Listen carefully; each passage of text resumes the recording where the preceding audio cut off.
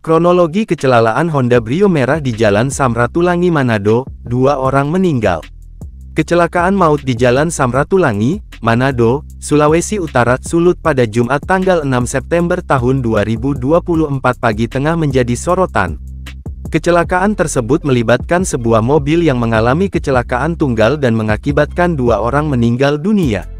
Sementara ada 4 orang korban yang mengalami luka.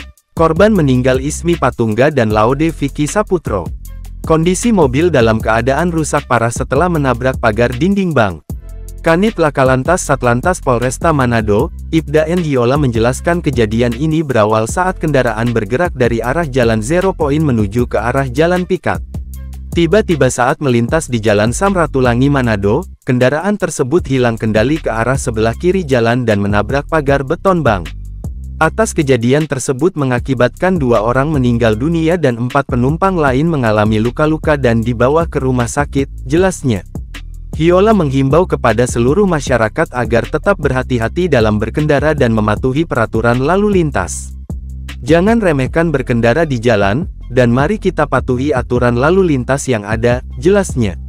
Sementara itu, pelayat memadati rumah duka Ismi Patungga, di Sindulang, Kecamatan Tuminting, Kota Manado, Jumat tanggal 6 September tahun 2024. Pantauan di lokasi, suasana rumah duka sudah tampak ramai. Para pelayat, mulai dari tetangga, hingga kerabat, tampak memenuhi rumah duka. Para pelayat tampak berkumpul dan duduk di depan rumah duka. Suasana bagian dalam rumah tampak hening, hanya ada beberapa orang saja di dalam. Menurut keterangan salah satu anggota keluarga, jenazah Ismi telah dibawa ke lahan pekuburan sekitar pukul 3 sore.